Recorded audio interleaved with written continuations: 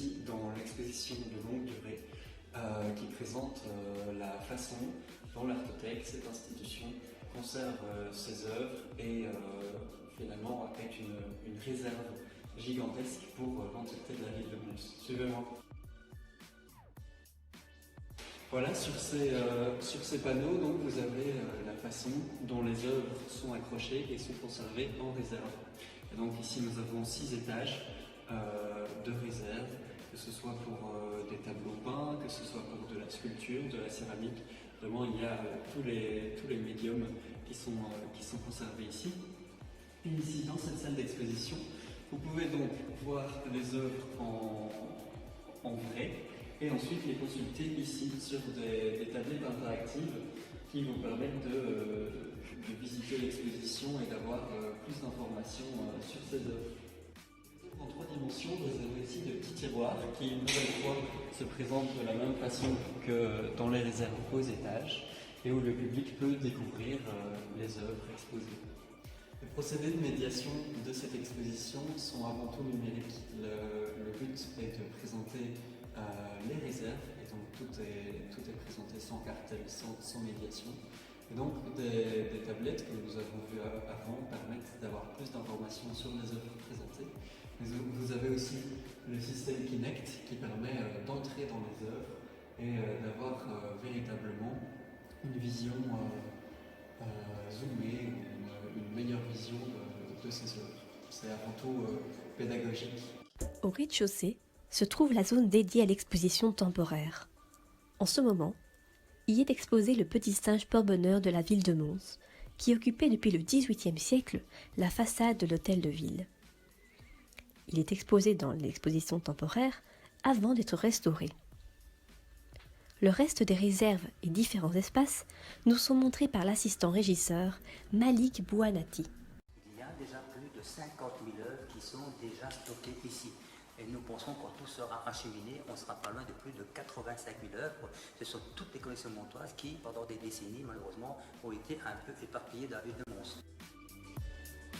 Il faut savoir qu'ici, à l'époque, c'était une chapelle. C'était la chapelle des Ursulines. C'était un couvent qui, malheureusement, a été bombardé 3 fois, en 40, 42, puis 44. Puis, ça a été repris par une personne qui avait fait un stockage de meubles ici. Elle avait fait des niveaux et avait stocké ses meubles et le magasin est à côté. Par la suite, nous, on s'est créé ce bâtiment, on a fait l'Artothèque, qui veut dire la bibliothèque des œuvres. Alors ici, c'est ce que nous appelons la faille.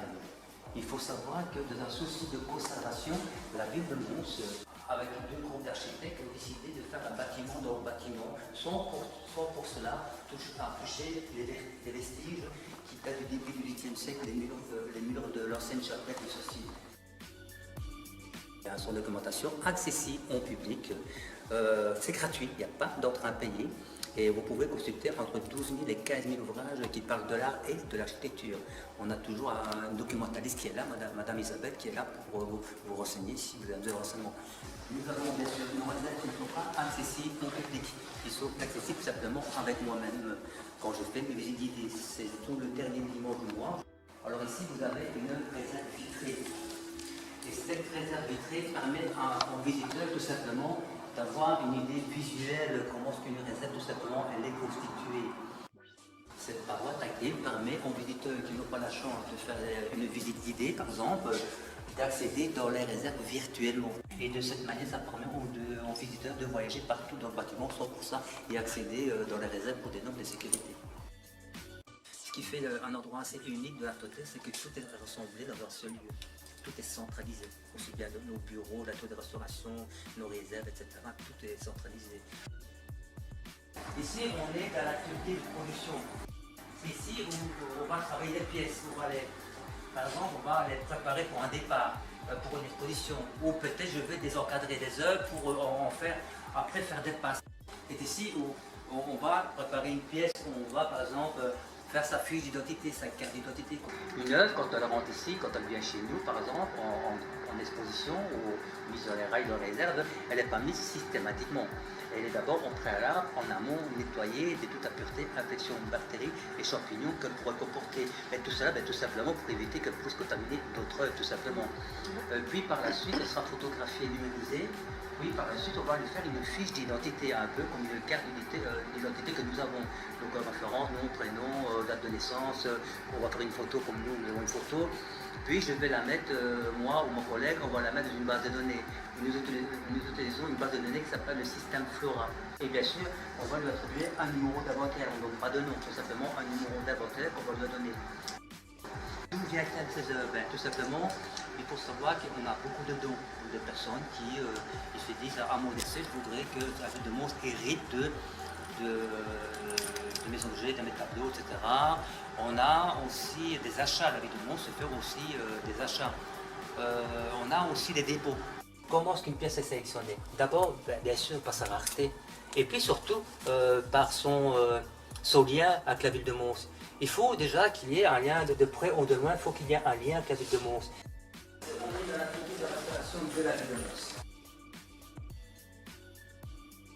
On sait que maintenant qu'elle date de 1550. Donc maintenant, cette œuvre, cette peinture, sera terminée, restaurée, mise en bas en exposition pendant peut-être un mois, 2 mois, puis elle sera restituée à la collégiale de Saint-Cloud. Et lors de votre visite de Mons, pourquoi ne pas visiter également le musée des Beaux-Arts? En ce moment, les visiteurs peuvent voir l'exposition temporaire sur l'artiste catalan Juan Miró. Y sont montrées des œuvres majeures du peintre et des objets l'ayant appartenu. Les éléments numériques sont également présents pour rendre la visite davantage interactive. Une deuxième exposition temporaire, s'intitulant « Le voyageur et son ombre », présente des œuvres appartenant aux collections du musée, celles-ci ayant été sélectionnées par l'artiste Xavier Noiret-Thomé.